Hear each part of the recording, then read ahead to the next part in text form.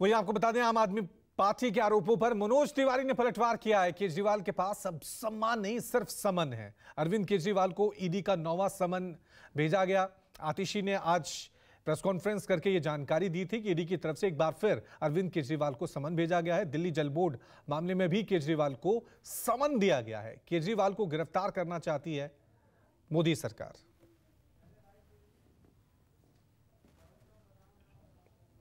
तो आपको बता दें कि वार पलटवार का सिलसिला जो है वो लगातार देखने को मिल रहा है। दिल्ली जल बोर्ड मामले में अरविंद केजरीवाल को एक और नया समन आज भेजा गया है, जिसके बाद आम आदमी पार्टी की तरफ से केंद्र सरकार पे निशाना साधा गया था।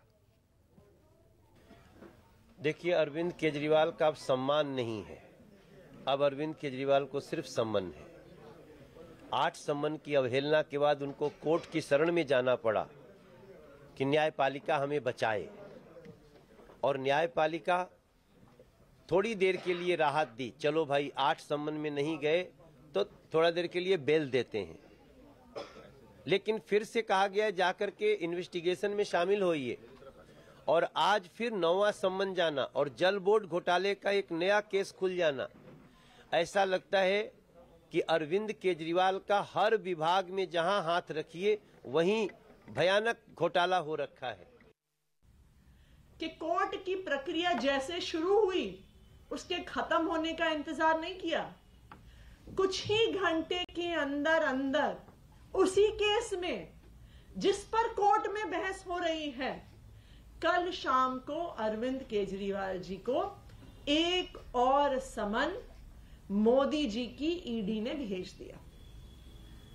और ना सिर्फ मोदी जी ने इस एक्साइज पॉलिसी मैटर में समन भेजा, अब शायद उन्हें लग रहा है कि उनकी जो गिरफ्तारी का मकसद है ये इस केस से पूरा ना हो, तो इसलिए उन्होंने एक और फर्जी केस में कल अरविंद केजरीवाल जी को नोटिस भेज दिया।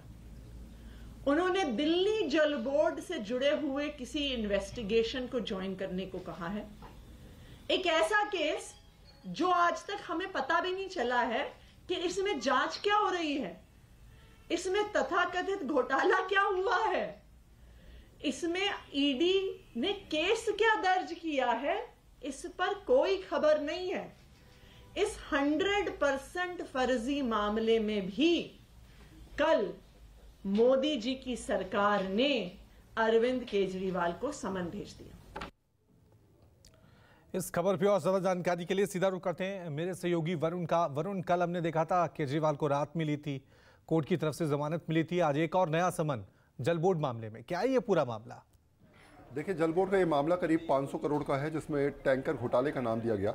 इसमें कहा गया कि अलग अलग लोगों को अलग अलग तरीके से अनियमितताएं दिखाते हुए टैंकर का कहीं ना कहीं टेंडर दिया गया। इसके अलावा कुछ वैकेंसीज भी जो है वो अनियमितताओं के तहत जो है उनको भरा गया, और ये पूरा का पूरा मामला एलजी के पास भेजा गया था, बीजेपी ने उठाया था, और उसी के बाद एलजी ने रिकमेंड करके इसको ईडी और सीबीआई को जाँच के लिए भेजा गया था। तो उसी सिलसिले में अब जो है वो ईडी ने नोटिस अरविंद केजरीवाल को भेजा है, जिसमें अरविंद केजरीवाल को जवाब देना होगा, क्योंकि सीधे तौर पे जो जल बोर्ड होता है वो मुख्यमंत्री से जुड़ा होता है, और मुख्यमंत्री, क्योंकि मंत्री के बाद मुख्यमंत्री की जिम्मेदारी उसमें बनती है, इसलिए अरविंद केजरीवाल को इसमें जवाब देना होगा। और दूसरी बात, लगातार शराब नीति घोटाले में अरविंद केजरीवाल पहले से घिरते हुए नजर आ रहे हैं। नवा नोटिस मिला है, 21 तारीख को पेश होना है ईडी के सामने। तो अब फिलहाल ईडी के सामने 2 मुद्दों पर अरविंद केजरीवाल को अपना पक्ष रखना होगा। एक तो शराब नीति घोटाला, और दूसरा जल बोर्ड का जो घोटाला करीब 500 करोड़ का है, उस पर भी अरविंद केजरीवाल अब कहीं ना कहीं ईडी के सवालों में घिरते नजर आएंगे। अगर इस पूरे मामले को समझे रवि, तो हम समझ सकते हैं कि कल जिस तरीके से कोर्ट से राहत जरूर मिली कि आपको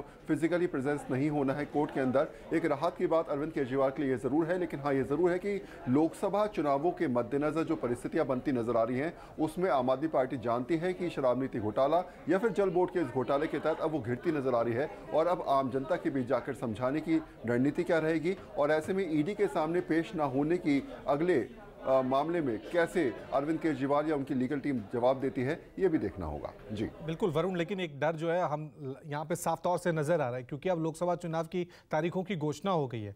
इस बीच अगर कहीं अरविंद केजरीवाल की गिरफ्तारी हो जाती है, क्योंकि जिस तरह से के कविता को ईडी की टीम ने गिरफ्तार किया है, उससे ये खतरा भी टला नहीं है, फिर क्या होगा? फिर क्या स्ट्रेटेजी होगी? लगातार आम आदमी पार्टी की स्ट्रेटेजी तो यही नजर आ रही है कि ये सब बदले की कार्रवाई हो रही है। देखिए, पार्टी लगातार आम जनता को ये समझाने का प्रयास कर रही है कि मान लीजिए गिरफ्तारी हो जाती है तो ऐसी परिस्थिति में इसी मुद्दे को जनता के बीच समझाने का प्रयास रहेगा कि जो कुछ भी हुआ वो राजनीतिक द्वेष भावना के तहत हुआ, राजनीतिक मंशा के तहत ये सब कुछ किया जा रहा है।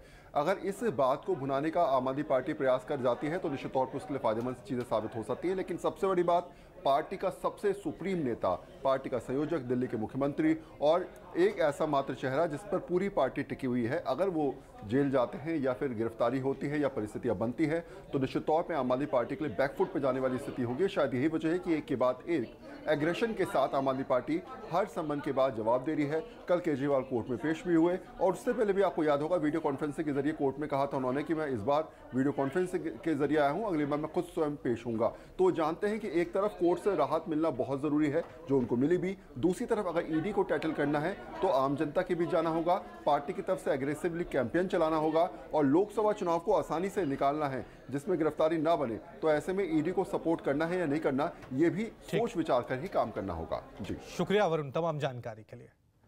एक छोटा सा ब्रेक, देखते रहिए News 24।